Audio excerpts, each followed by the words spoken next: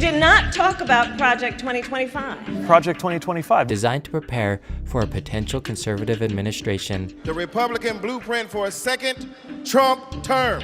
Just an incredible assortment of idiotic policy proposals that seem designed to wreck our cities. Lately, the news and social media have been abuzz about Project 2025, a conservative political initiative that, if successful, could have major, lasting impacts on American communities and the people that call them home.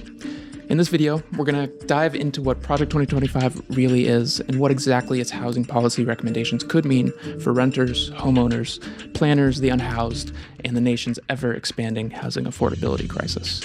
But first, what is Project 2025? Well, in their own words, Project 2025 is a historic movement brought together by over 100 respected organizations from across the conservative movement to abolish the deep state and return government to the people. Also known as the 2025 Presidential Transition Project, Project 2025 is essentially a wish list of conservative federal policies that the Heritage Foundation and its supporters want to enact in the next Republican-led administration. It encompasses not only policy recommendations, but also a training program and a highly detailed plan to place conservative-friendly public officials within federal agencies to champion and prioritize conservative ideals and to sidestep the checks on power that prevented some of the more controversial elements of Trump's 2016 through 2020 agenda. This document contains a wide array of policies, but perhaps most immediately relevant for planners and planning-adjacent professionals are its housing policies, outlined in Chapter 15.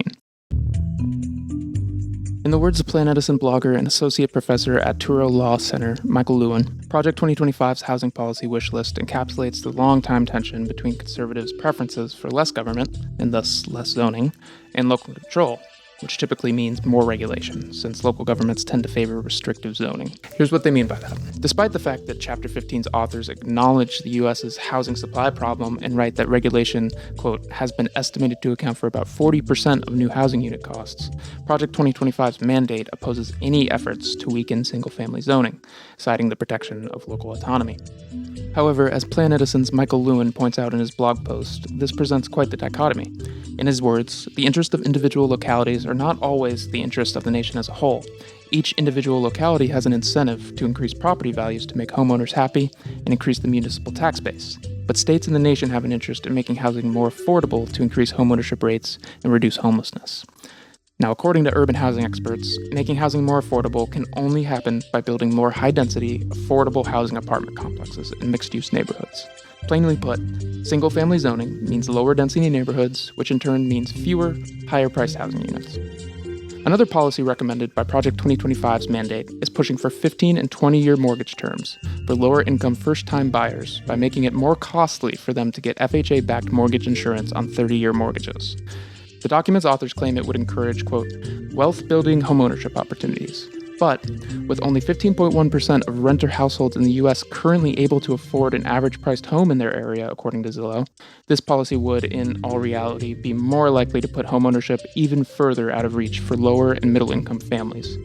Project 2025 also wants to eliminate the new Housing Supply Fund, which provides resources to community development financial institutions and nonprofit affordable housing organizations. Instead of providing funding to support the construction of new, lower-cost housing, which the chapter's authors assert will not solve the problem, they want developers to, quote, deliver at more efficient cost new units that will allow for greater upward mobility of rental and ownership housing stock and better target increased construction of mid-tier rental units.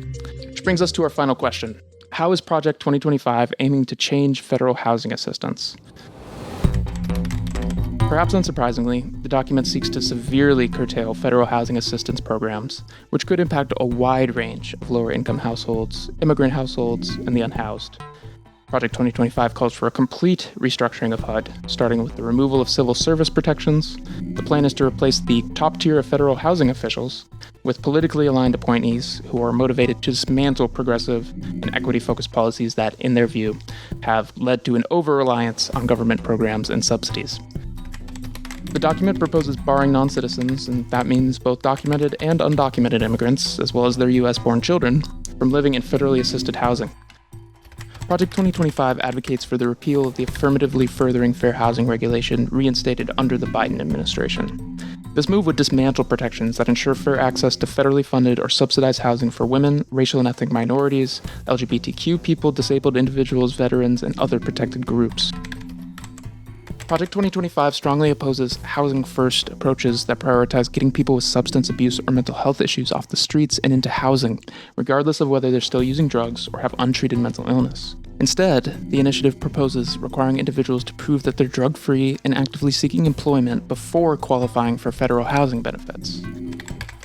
Finally, the plan also includes selling off existing public housing where local governments believe the land could be put to better use.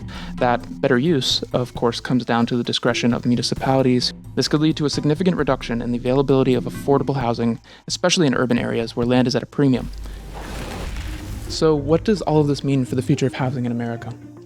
Well, Project 2025 presents a vision that prioritizes local control, deregulation, and market-driven solutions. As we look ahead, it's crucial for planners, policymakers, and citizens alike to critically examine these proposals and to consider their long-term impacts on our communities. Housing isn't just about bricks and mortar. It's about people, stability, and the opportunity for a better life.